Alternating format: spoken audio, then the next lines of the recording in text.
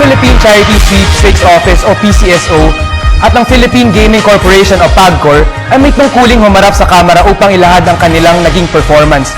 Alamin natin ang mga napag-usapan sa nakalipas na oras sa kamera sa pamamagitan ng panayam kay Representative Amado Bagatsing, Chairman ng House Committee on Games and Amusements.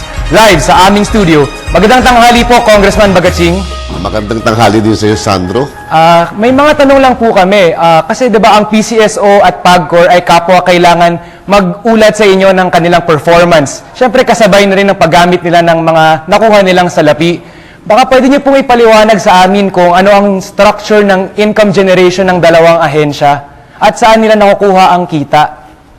Well, unang-una, ang PCSO, alam naman natin kung saan nanggagaling ang pondo niyan. Karamihan ng pondo niyan ay nanggagaling sa loto, no? At ngayon meron silang bago yung, well, actually hindi bago, yung STL. At yan ay, ang kanilang mandato ay talagang tulungan ang mga maralita, ang mga mahihirap nating kapatid sa larangan ng kalusugan. At kanina nga sa aming hearing, ang sentimiento ng bawat congressman, kung maaari daw sana ay may tanggapan o sub-office ang PCSO sa kanilang mga probinsya para maabot ng PCSO ang pagtulong sa mga mahihirap sa kanilang lugar.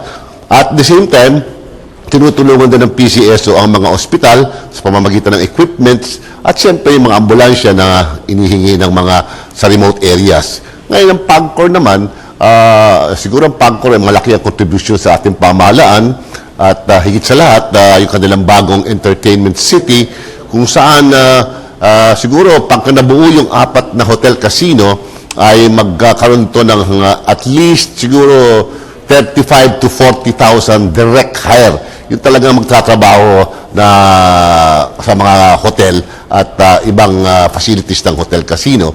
Kaya sila rin ay mag-provide ng mga hotel para sa mga turista. So maganda ang programa sapagkat yung pera naman na kinukuha ng PAGCOR, bukod sa pumapasok sa kaban ng bayan, sila ngayon ay nakatuon sa pagtulong sa edukasyon, sa paggawa ng mga eskwelahan, mga silya, o anything na may kinalaman sa edukasyon.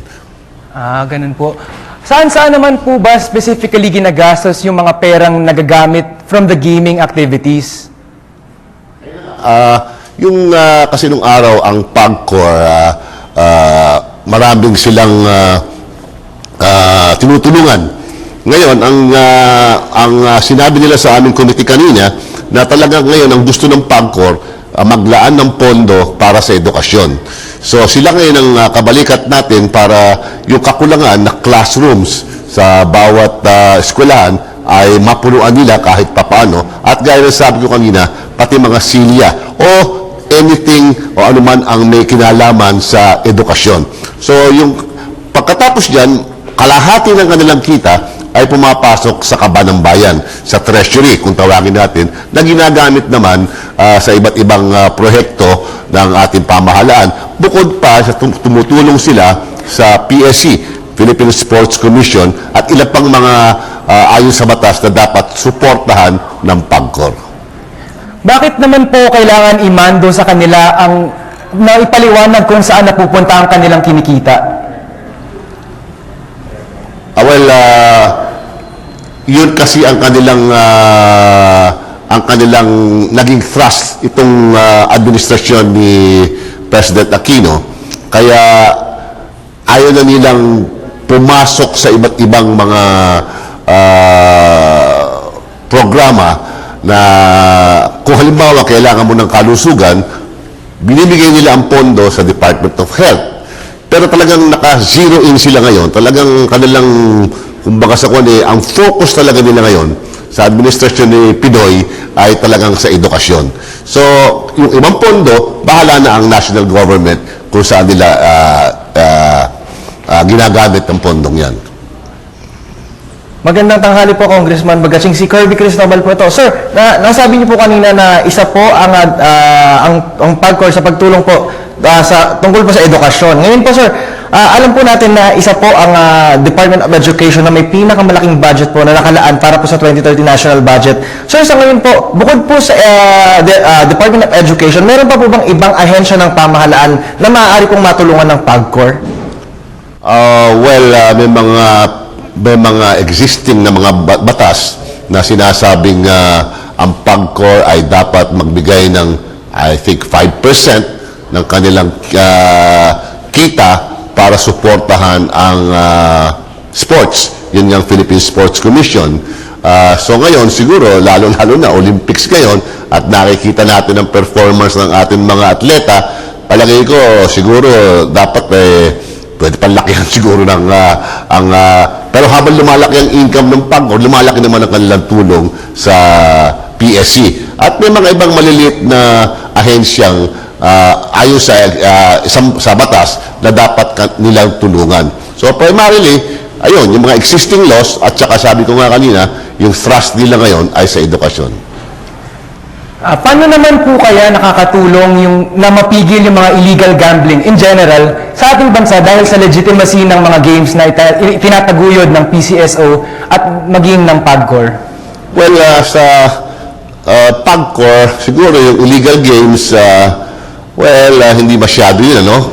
Kasi iba ang profile ng gaming ng PAGCOR. Siguro, ang PCSO pwede dahil dyan meron silang larong STL o yung Small Town Lottery na kung saan ito ang ginagamit ngayon ng pamahalaan para bigyan ng alternatibo ang mga mamamayan na tumataya sa huweting at saka sa mga ibang ending. In other words, ito ngayon ang kanilang ino-offer, yung STL at saka meron pa silang sa Visayas yung Suertres. At saka yung loto nila ay talagang naging nationwide na yan. Isang draw na lang yan.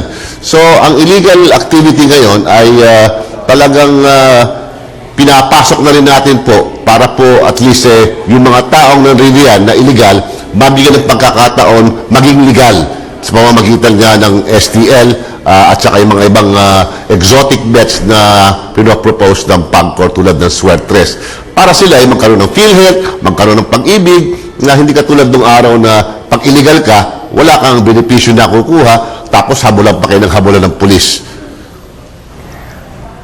Huling katanungan na lang po, Representative Bagatsing. Kapwa controversial ang dalawang ahensyang dapat magharap ng kanilang naging performance. Kasama ba ang pag-examine sa mga kontrobersyang ito sa pag-streamline ng kanilang operations? Definitely. Hindi sila makakawala doon. Talagang, una-una, may power of oversight kami, no? Kagaya ko, as chairman of the Games and Amusement, binabantayan natin yan, minamanmanan natin, na siguradong ang kanilang mandato ay nasusunod nila at ika nga yung mga kalokohan ay hindi po natin pinababayaan. Na kung kinakailangan gumawa ng batas para idiretso ito, ay aming ginagawa. So, kaya nga yung budget hearing kanina, lahat ng mga congressmen ay naroon at sinisilip ang kanilang trabaho, kung ayos ba ang trabaho nila, kung nakakatulong ba let's say, sa kalusugan, kung nakakatulong ba ang STL sa kanilang lugar, ang PAGCOR, kung nakakatulong ba sa pamamagitan ng employment.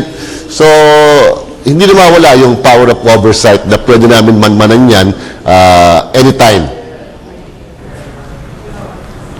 Maraming salamat po, Representative Amado Bagatsing, sa inyong pagdalo sa panayam na ito.